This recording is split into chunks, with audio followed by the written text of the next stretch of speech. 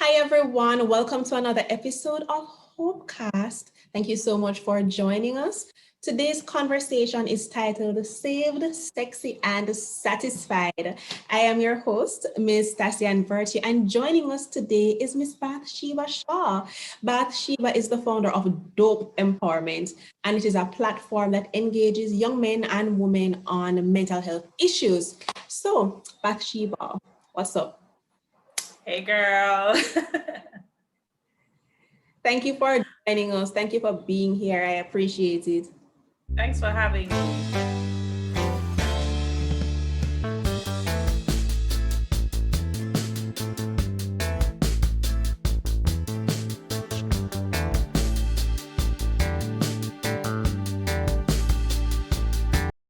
All right. So I find conversations on sexuality in the church to be extremely polarizing. You know, it's like sex and physical intimacy is encouraged within marriage, but human sexuality exists outside of marriage, but that's not talked about at all. So for you, what does it mean to be saved, sexy, and satisfied all at the same time?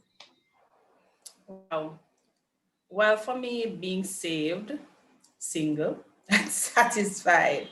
Um, for me, it's more a deeper sense of self-love, being satisfied with the place where I'm at, being satisfied with myself holistically, Yes. mentally, physically, spiritually.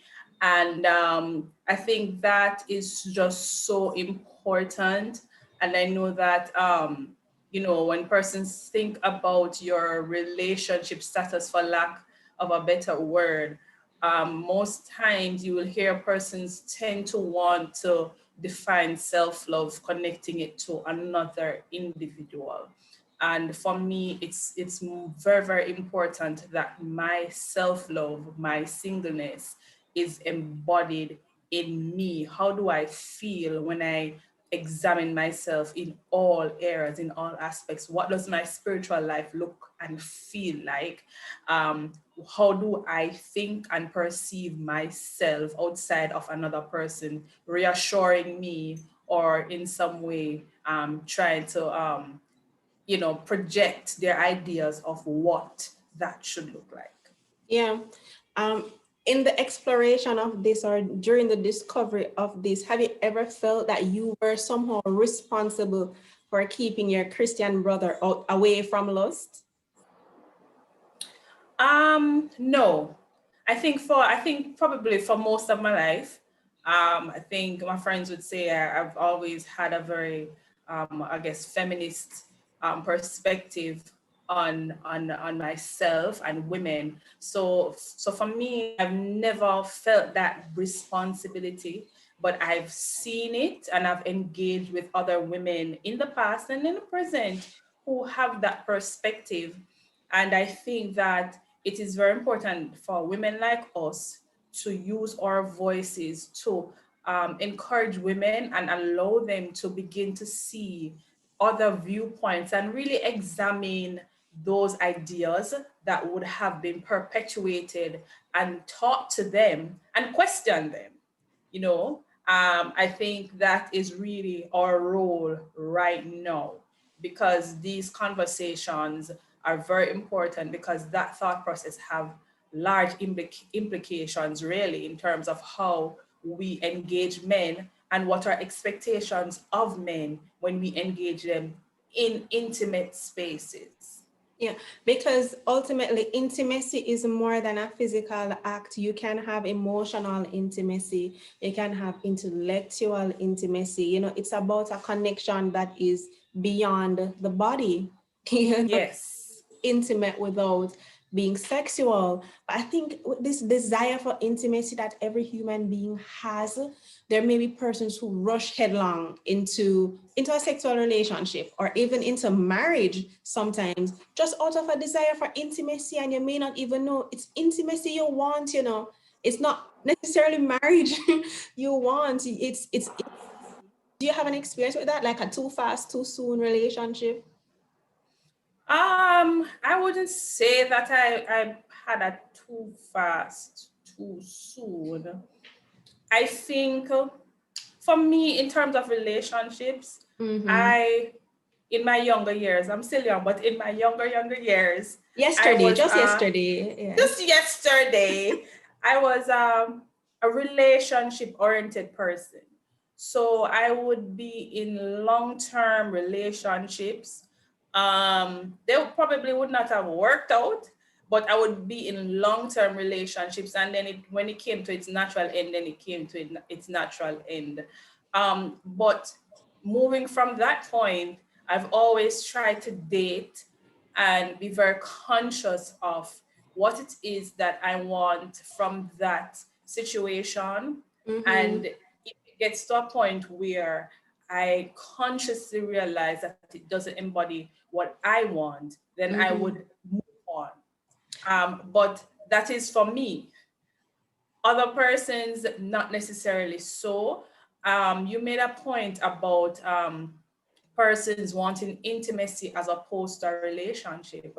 And one of the things that I really am bothered by is the fact that many women are taught this fairy tale idea of marriage and relationships.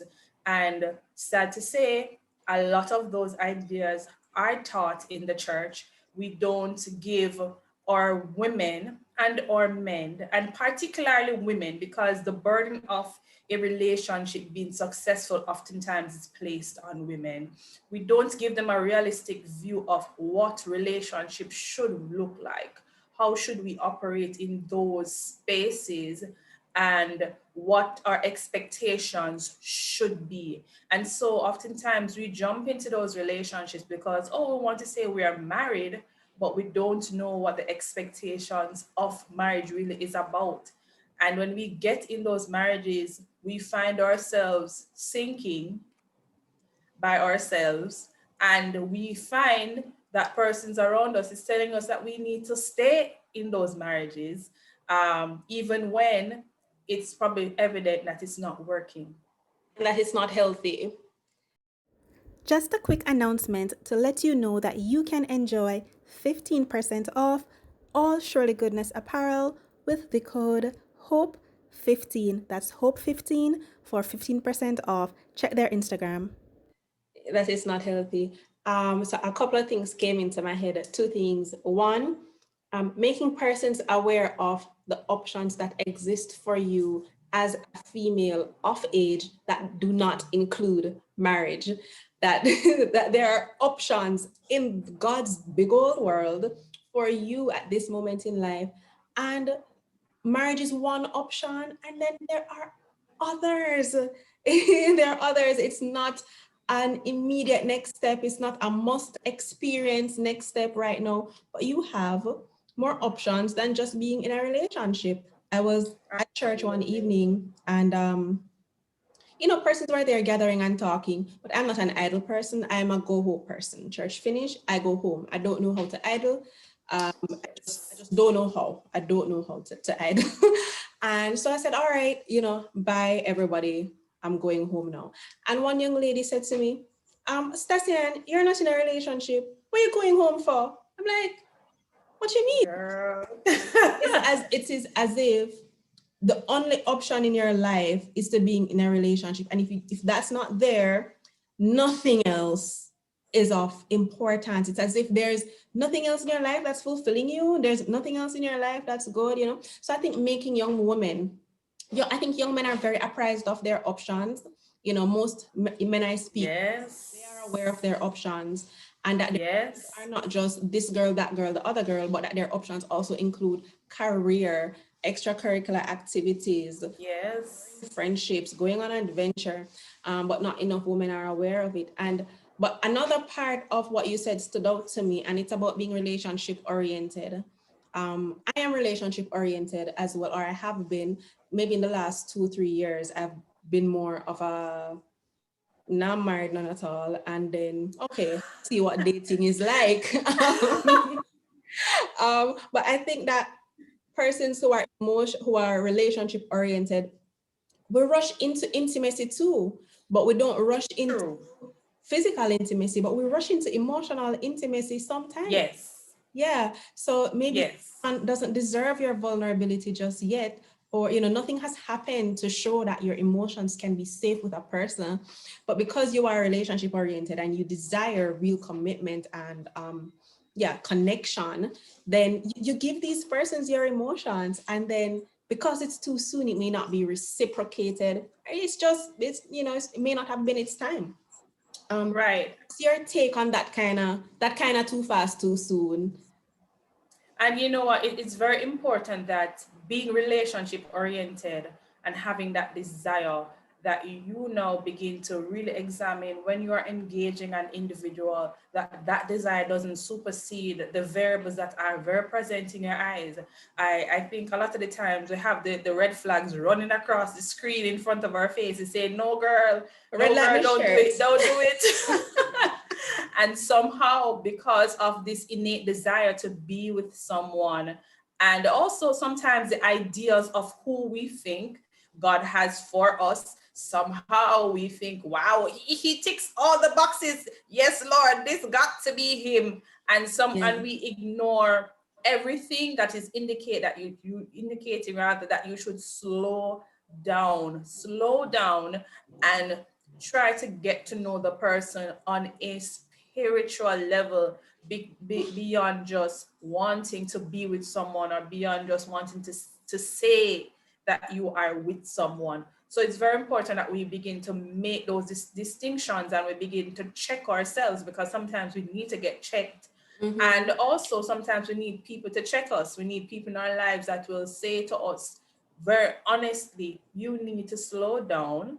Yes, this might be a good person, but are you and is that person in a mental and spiritual place to engage in a healthy and meaningful relationship? All right, you mentioned that now you are dating, which is awesome. I find dating to be very enjoyable. But what caused you to make the conscious decision to be a little less rushed, for want of a better word? Not really rushed, but to not so much focus on being in a relationship, but to enjoy dating, yeah, a little more. What consciously happened for that to click in your head? All right, well, I'm not presently dating, but I'm open to dating. I get what you're Um, saying. but it took a while. Um, I had to go through a process of internal healing. I had to recognize what my traumas were from long-term relationships that I may have been in the past, and they were many, I might say. And I needed to have a very honest dialogue with myself, not just about what that person would have done to hurt me or contribute to the trauma, but what were some of the healthy or unhealthy, I should say, behavioral patterns that I demonstrated in those relationships that I need to work on. Because the failure of a relationship, even though probably most of the weight might be on one person, the truth is you also have a role to play in that relationship not working out in some way or another. And it's very important that you step back and begin to look at yourself. It could be that you allowed yourself to be too vulnerable too soon. That is something that you need to work on. And so I had to have that internal conversation with myself and go through a process of self-love, because I realized that I didn't love myself as much as I thought I did. I also realized that I didn't know myself as much as I thought I did, because in the past, in the younger years, just yesterday, I would go into these relationships and my whole existence would be about that person. It would be about doing what they would want so that they would be happy. It would not be about trying to maintain and sustain my friendships and doing things that I like and enjoy to do. It would be pretty much my existence would be revolving around that person. And so I realized that I needed to get to a point where I need to know, self-examine what it is that I like. What do I not like? What are my traumas? What do I need to work on to become a better partner? And I think over the years, it took some trial and error, dating and seeing what I don't like, what I like, and now getting at a point where I'm saying, you know what, God, I've been single for a while now. it's been a minute, Jesus. So I am now open to dating once I feel as though what I am going to be receiving from that person looks like it makes sense and it can progress into some meaningful dialogue. It probably won't end in marriage. It probably might just be a friendship, or it probably will just be one date. And just to add to that, as well, as Christians, it's important that we tell our girls, we tell our women to date. Yes. Not because you saw somebody that you like, it means that ultimately you must end up in a relationship. Dating, going on dates and getting to know several people does not mean that somehow you are promiscuous. No, you are not. You are doing the right thing. Date. The men are doing it even when they're in relationships. Let's not even go down that road. Yes. But they are doing it, but we don't teach our women the value of dating. Instead, we try to malign their characters to say, well, if you are dating more than one person, then somehow you're not a virtuous woman. And that's incorrect. Yeah, because what you are saying is take due diligence. Apply due diligence to the situation, whatever state that you are in. If there is someone that may be experiencing a little bit of what you went through, in that they realize that, okay, maybe I had some unhealthy habits, some unhealthy patterns, what advice or maybe tips you can say, this is how you can begin your self-healing. This is how you can begin your self-process. I know you Girl, can this in a Bathsheba. I know this is your sermon, but just give us a little bit. Let me preach. Let me preach to the church. The first thing I did was I went to therapy. That's the first thing. I went to therapy. Guys, therapy is dope. Go to therapy. Have someone guide you through the process and ask you the questions that you are not asking yourself. It's very important for you to take that step and commit to continuing that therapeutic process until you feel as though you would have emerged on the other side. And even when you're in a good place, continue to see your therapist every now and again, because you should not just go to therapy when things are falling apart. So that's the first thing I did. I also had to now begin to rediscover myself. What do I want or like to do?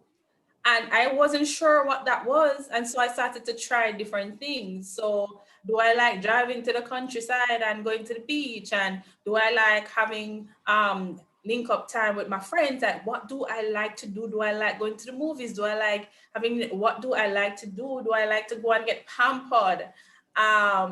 And do I want to travel? Just go through a process of trying to figure out healthy things that will allow you to truly experience different aspects of yourself. I also went through a period where I started to say yes to things that I would not say yes to. So, for example, and I'm talking about healthy things now, not okay. Yeah, man. Healthy things. Yeah, man. So, like, even within professional spaces, I started to say yes towards doing professional speaking engagements. Years before that, it would be a no, because I am naturally a shy person. I'm naturally an introvert. So being in a space where I'm going to be talking to a crowd and all of that, that was just not for me. And it's very funny because it was during that process I came up with dope. It was during that process I started to decide, I decided and realized a part of what my purpose was.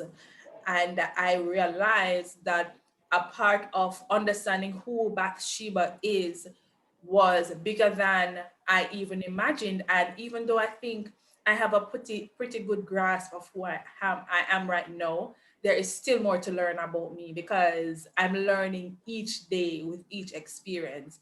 And it's very important to be very open during that process. Another thing I did was to have people around me that that helped to ground me in a very meaningful way, hold me accountable, um, so that I am not just doing things off of my own free will without people checking me to say, listen, you're doing well and I'm proud of you, but also there's this area that you need to kind of pause and just have a moment and just kind of reevaluate how you're even approaching this. So there were several processes I went through to get to that point. And just one last thing, it's also very important that you have your circle, I call it my village, of people that you can rely on, you can confide in. You must have at least one person, because as much as some of us are very private, I am a very private person, but I must have one person who I can really speak to and pour my heart out to when I need to. Yes. So a couple of things came out. Really, five main things came out. One, you went to therapy, right? Yes. Which is important. You consciously went on adventures to discover yourself, consciously, and you began to say yes to things. So you released your inhibitions on a couple of things. You put yourself outside of your comfort zone. Yes. Number 4, guys, she mentioned accountability. People, she mentioned someone to check you, and people you can also confide in. They help to hold you accountable to what's good and right. And then finally, I added on God, because knowing you, I know that you did all of that with God and with the leading of the Holy Spirit. So I think those are 5 very useful tips for anybody right now that's trying to begin their self-love journey. Go to therapy, engage in self-discovery, find out what you like, release your inhibitions, come out of your comfort zone and begin to say yes to opportunities. Have people that hold you accountable, and ultimately keep God in all of it. That's great. We know that self-love is not skin deep. We know that. We know that self-love is not just about loving how your face looks, how your hair looks, the way clothes fit your frame or your body type. We know that. But there are societal restrictions on women in the country on a whole, and then in the church too. And that may cause a negative relationship with your own physical body. Fun fact, when puberty started for me just yesterday, I realized that men looked at me differently. And I had that consciousness as a child. I noted it. People can't help it. They literally just look at you differently. And I felt uncomfortable in my own skin. I felt uncomfortable, like, what? And maybe for about a 3-week period, in my puberty years, that's like 12, 13. For about 3 weeks, I wore like baggy clothes, a big baggy shirt, and because I didn't want people to look at me. This lasted about 6 weeks. And then an aunt said to me, she didn't even, it must have just been coincidental for her, but God for me. She just said, we were talking as a family, and she was like, you know what, the way men are sometimes, even if you have on a garbage bag, you're going to be attractive to men. And that's a fact. And that connected with me at 12 years old or 13 years old. I was like, oh, there's nothing I can do about this, huh? Absolutely nothing. And that changed, of course, whatever kind of warped perception I was going to have about my body. Thank God that did not happen. But there are people in negative relationships, and this manifests in anorexia, binge eating, all sorts of things that can begin to happen. And let's talk about the kind of pious fake modesty that also manifests as a result of really hating your own body. What do you think we can tell our girls, pointedly, to get them to break out of that kind of misogynistic thing that can even take over women, break out of it. Like, how can we tell them to break out of it? First of all, my statement is, who decides that you are sexy? Who decides that you're desirable? And my answer to that is you. I don't believe that you should depend or on society or anybody to decide for you that somehow this is what is going to make you desirable. So if you wear a dress that goes to your ankles, somehow that's going to make you desirable to a man because that will make you look like the ideal wife. Like, absolutely not. I think it is very important for women to accept all parts of themselves, body, mind, and spirit. And I think with self acceptance, apart from the physical aspect, when you have not done the surgery on your internal self, the external self, it is really easy for you to fall apart in that aspect in terms of how you perceive yourself. I can share, for me, people will say, oh, you're a pretty girl, whatever. Erks. I have and continue to do at times my moments. I remember probably it's about 5 years or 4 years now, I decided that I'm going to transition back to my natural hair. And for years I had processed hair, I wear extensions, all of that. And somehow I decided that a part of my self-discovery, I needed to see myself fully broken down to my natural self. And I decided to go back natural fully. And let me tell you something, girl. When my hair fully grew out and it was time to wear it, I was just like, girl, are you Because cute you've never still? seen it before. You've never seen it before. Listen, because I don't remember what my natural hair looked like, because pretty much all of my adolescent years I had processed hair. So it was now being an adult and having to now decide, do I look cute with my regular hair? Do I feel pretty? Do I feel desirable? And the truth is, men responded to me very differently in a negative way. Wow. And yes, and if I had not done the internal work before I made that decision, I don't think I would have made it through. I don't think I would look myself in the mirror today and feel content and feel sexy and feel pretty. I really would not. So I think it's very important for you to do the internal work. How do you feel on the inside? What makes you feel a particular way? What are some of the things that trigger you? What are some of the things that you have been taught, whether directly or indirectly from your childhood, that plays on your self-perception? And I think asking yourself those fundamental questions, and again, going back to therapy, working through those things, it will allow you to be able to go through a real, authentic journey of self-love.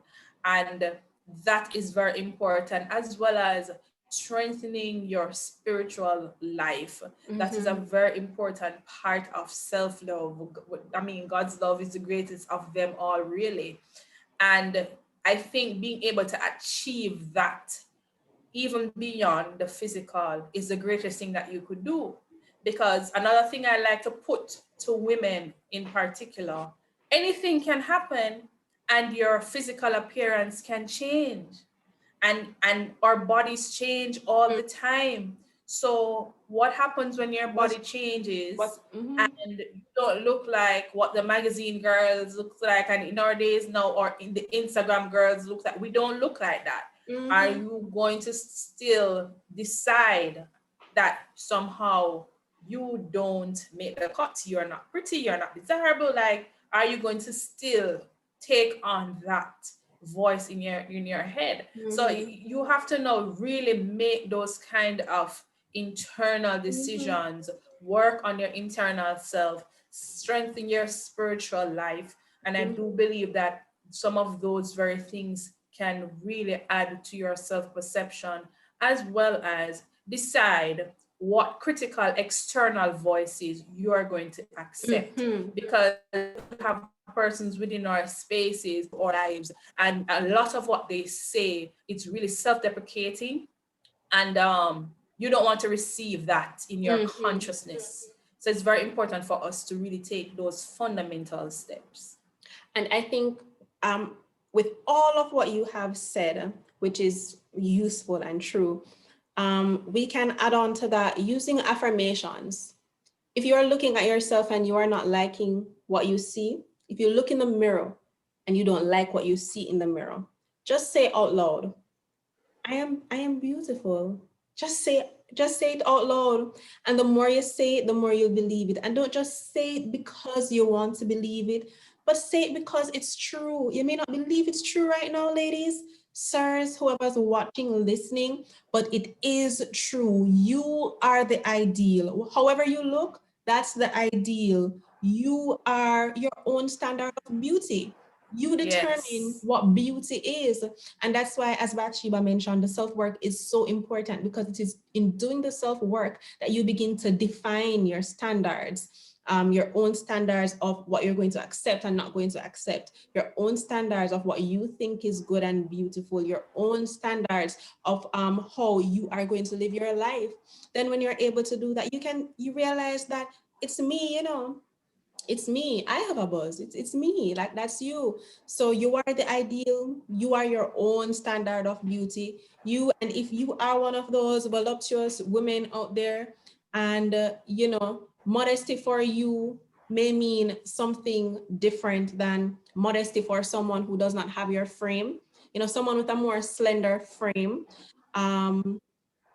does not have to dress or cover themselves the same way a voluptuous female has to in church world, right? So if you're one of those women, hey girl, you are sexy and it's okay. It's okay. Yes, and one of the things that I want to add to that as well, even just as a young adult, I remember just starting out in the working world, and I was skinnier then, and I remember feeling highly criticized for my professional attire, because perhaps it was a little snug, but my attire was no different than the other women who were older, probably a little bit more voluptuous. So I was just like, what's the problem? What's the real problem? What's the real problem? What's the real problem? So we really have to begin to really assess, from who are we going to take advice and criticisms from? Yes. And it's very important, as you said before, to declare that you're beautiful. I mean, some days I get up and I'm getting ready to go to work or wherever it is I'm going. I'm like, yeah, girl, you do it. You did that. You have to celebrate yourself every single day. For some persons, it's not necessarily your body shape. Some person may be your face, or your hair, as you mentioned. Your hair. There's different things. Yeah. So many things that people look at themselves and they tear themselves apart. You need to be your biggest cheerleader. Like, if nobody not hyping you up, you better hype yourself up. Yeah. You better do it. Yeah, you're beautiful as you are, you are excellent as you are your own ideal. God does not make mistakes. God don't make people ugly. So words like ugly and we created those things. Men created those concepts. And the person who created is not any more nor any less than you are. So you also have the right to determine what's ugly and beautiful. And I say you're beautiful, and I say I am beautiful. So absolutely. And if I say it, it's true. So, it's true. It's a fact. It's true. One of my favorite, I don't know if it's a favorite Bible verse or it's just an expression that I have. No, it's definitely not in the Bible. Okay, so I'm going to share two. I'm going to share one that I like, and then I'll share one that's in the Bible. Sometimes I glance at myself and I recognize, it's you, Ms. Stasian. Are you, it's like, it's you. And just that one expression, it's you, gives me so much confidence. Even on days when On days when my confidence is okay, and on days when my confidence is a bit low, it just does it for me. It's you, because it encapsulates for me all of my identity, all of who God and what God has said about me. It's you, and that can be followed by anything you want. Just like how Jehovah I am is followed by all that God is. When you look at yourself and you recognize that it's you, it's followed by everything that God has said about you. So it's you that's fearfully and wonderfully made. It's you that's called for this purpose. It's you that's on this mission. It's you Yes. to make this happen. All of it, it's you. It's you. So I love that. I say it's you, and pretty soon the Holy Spirit just gives me all of the verses about it's you. It's you. That's me, Bathsheba. What gets you going? What gets me going? Just being grateful every day, expressing gratitude, just being able to do what I love, being able to, you know, to try, to fail, to Mhm. rediscover myself, um, just to pursue passion, Yes. to inspire people, to Yes. directly impact people and sometimes forget about it. As you know, I'm an educator as well. So I'll have my past students that will complete university and they'll be like, Mhm. Miss, you don't know how you have impacted my life. And sometimes I forget about these students. And just hearing that kind of, feedback, it that gives me, a lot of drive, and it gives me more hope, and it allows me to love myself more, because within my own uniqueness, somehow I am making an impact on somebody somewhere. Yeah. And that to me is amazing. So if anyone tries to tear me down or somehow tries to tell me I am something that I am not, I remind myself of who I am. And I've Yes. had many situations where people have really tried to tear me down and they were close Yeah. to achieving it, And then, like I said, hold on, back up, whoa, whoa, whoa. Who does God say you are? Like, girl, who does God say you are? And the moment I ask myself that question or I make that statement, I'm like, yes, you are fearfully and wonderfully made. You are talented. You have a purpose. You better walk in your purpose. You will inspire people. You will do great things. Like all of those words that affirm my spirit, I repeat that. And anything that was negative or is negative, I shake that out, because here's the thing. Yes, you can say things that hurt me, but I will remind myself who I am. So whatever you say or whatever you will tell other people about who you think I am, it will not matter in the end, because I Doesn't already matter. know who I am. And that is also a part of self-love, knowing who you are and being truly firm in that. Once you are firm in that, trust and believe. Mm-hmm. And self-love for me is also about that discovery. So it's discovering things about your own self, what your values really are, your likes and your interests, and then liking those things about you. Liking the process that goes into your decision making, liking your own stream of consciousness, liking the way that you approach the unknown, liking the way that you approach change, and then maybe Yes. thing happens and you experience a disconnect or a dissonance, you say, hold on, maybe how I approach change, for instance, is not so healthy. If you don't like that, you fix it until you like it, and then that's it. We've had a good conversation. Oh, yes, this was amazing. We've had a good conversation. How can you encourage someone who may be struggling with a negative body image and know they have low self-esteem? And low self-esteem is not something that we just throw out there. There are some persons who say low self-esteem isn't real. There are persons who say that, but there are persons really struggling with this value, and it may have ended up in a negative spiral, as a result of low self-esteem. There are persons who may have gone into depression, There are persons who begin to experience social anxiety, just never feeling comfortable in a social space because they don't think they fit the space based on how they look. Persons have gone on ahead, and as a result of this, they come up with suicidal thoughts, and persons are Yes. all because of And something that started. it's really challenging for an individual when you're in that kind of mental space. Mhm. But it's very important that if you are there, again, I'm gonna say therapy is dope. Get therapy. You need that professional guidance to unpack those feelings that are leading to you to that point of negative existence, negative self thought talk. And I think one of the very important things is that you should ask yourself the question: why am I struggling with body issues? Why am I struggling with body image issues? Is it because of what someone has said to me in the past? What has led me to think this is a particular standard of beauty? And people with different body types have body image issues. So it's not just one set of persons. So the question is, what defines your criteria of what the ideal body should look like? Exactly. And then my question then is, why do you feel that way? You know? And Is it my true? next, Whatever. yes, that was my next question.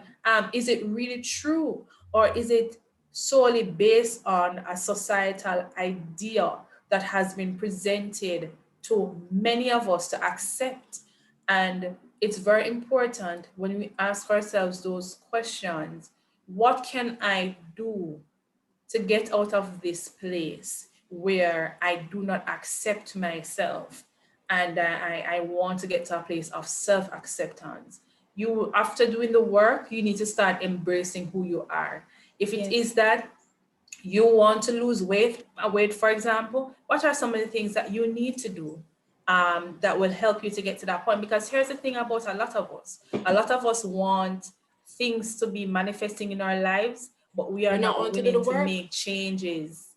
And the changes that is required for us to make in our lives, it's going to mean a complete shift from doing what has been habitual for most of our lives. And it's going to take a lot of discipline and commitment to a new way of life. So if that's what you need to do, then start that process. You might need an accountability partner. You might need a workout partner, working out at home, or if you want to go out to the gym right now, most people are working out at home because of the pandemic. What do you need to do? Think about what it is that you're eating, putting in your bodies. There are so many resources that is out there. YouTube is like a wealth of information. You can go to a nutritionist. Like, what do you think you need to do to achieve what your goals are on your own time, and not putting Any unnecessary pressure pressure. on yourself to be like, oh, I need to achieve this X time. by in 3 months snatched. Yep. No, that's not realistic. And then you have other persons who perhaps you're not on the curvier side, you're on the slimmer side, and you have body image issues too. Like, You what want it to be is, thick. Everyone wants to be. quote unquote thick. Yeah. And there's so many questions I have about that. Like, what can you do about that? Why is it that you can't embrace who you are authentically? Exactly. Because here's the thing: if our self-love is based on the idea that our quote unquote sex appeal, which a lot of it comes from the idea of what your body looks like, and the hope to attract, like, if your partner is going to be attracted to you solely by the fact that you look like an Instagram model, then you probably want to rethink that. So why do you even want to achieve that? And this is not trying to downplay anybody's insecurities, but it's just really asking yourself some tough questions, because many of us have some ideas in our minds as to what we would want or we would prefer. but we have not asked ourselves why. Mm. And it's very important that we ask ourselves the why questions, and is it even necessary? Why can't I embrace who I am authentically? I am unique. There is one of me in this world. God made one of me. So I think even just on that idea, just embracing that holistically, it's very important to accept that, to just silently and then loudly loving yourself, doing what it is that you need to do, feeding your spirit and your mind with positive things so that you can come out on the other side. And I am very happy that a lot of women, I'm seeing a lot of women who really are showing up for themselves in a meaningful way. You are not the magazine or the Instagram model type, quote unquote, Yeah, but somehow everyone is you are on beautiful. yourself and you are letting the world know that you love yourself. And I think we should look at those persons as examples as to what we should do. So we should model those people. Let's not model persons that probably don't even look like us. Model people who are really out there loving on themselves and really stepping up and showing up for who they are. And I think that's a part of just trying to moving from a place of feeling totally disempowered to a place of empowerment and truly loving yourself. That's dope empowerment, right? That's dope That's empowerment. the I'll put the link to all of Dope Empowerment's, media pages and so forth in the description so you can check it out. It's an excellent movement. And it is something that is so very, very useful, not just for young people, but for everyone. The content is good content, Bathsheba. Great, great content. Great content. Continue to do that work. We are going to leave a word of hope for someone that may be suicidal as a result of negative body issues, or even if you're triggered by this today, for whatever reason, I would just like to let you know that there is hope, that you do not have to make yes. a decision to end your life as a result of what you are experiencing. And I know it may be hard, and maybe the words that we're saying, it's foreign to you because you've never heard these words before. And I know it is way easier said than done, but I believe in you. I believe that your life is worth so much more than you think it is. And I want you to know that there is hope, that you can take the first step today.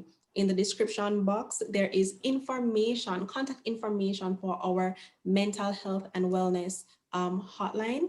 And you can call that number toll free and talk to somebody for no money at all, and there will be someone to help you and to give you more resources to get through. This is just a moment. This is not the definition of your entire life. This is just a moment in time, and your tomorrow is waiting on you. So thank you for watching. Thank you so much for coming, Bathsheba. Thanks for watching, Thank you for having me. listening. Thanks for listening. Have a great rest of the day. Don't forget, before I forget, don't forget to share this video with someone. Don't forget to like the video. Likes are cool, but sharing the content is extremely useful. I appreciate you for sharing this content. Share it, share it, share it. You never know who you're gonna bless, right? So share the content and subscribe to the channel so that you can see whenever we have a new video available. Have a great rest of the day.